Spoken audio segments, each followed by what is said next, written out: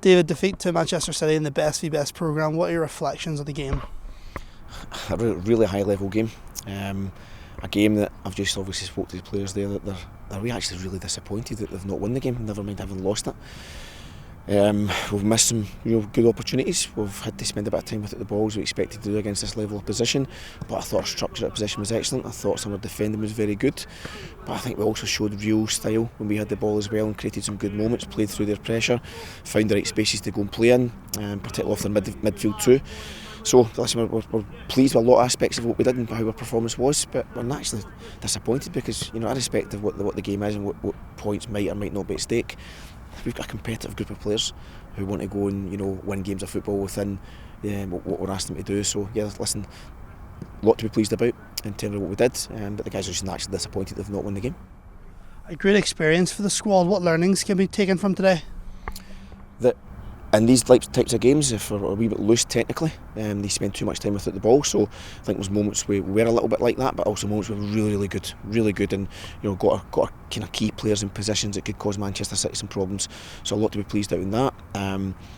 You don't always have to have the ball, and when you do get it back, you don't have to always rush to get towards the end point in terms of the attack, because that often allows you or makes you become a little bit too open.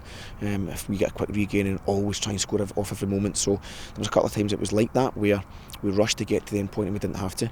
But there's other times I'm really pleased. I thought we showed a lot of calmness and control and invited pressure and played off them, and I really liked the way that the kind of the thought process was of the players. And I've said this before in these level of games, physically you should be drained because you've got to work hard, but mentally you should be drained because it's solving problems, because they're always going to be there for you. So a lot to be really pleased about, as I say, and this is why we play these games.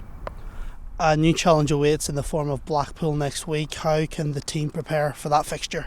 We move on to the next moment. It's a training day next, so we deal with the next 2 training days. We take what happened today and try and look for certain key aspects of what happened in today's game and take it into Monday's session, so that we build a session off the back of the learnings of today. Tuesday we then start looking forward again to the next one. So there's a lot of work to be done, but the game on Wednesdays, we'll deal with that when we get to that point. But we'll, as I say, we'll look at real key moments today. We'll sit down with the players, we'll analyse it, we'll do some individual work, some unit work, and really make sure any learning that can be had, we maximise that and make sure the players take opportunities to look at what happened and take it forward.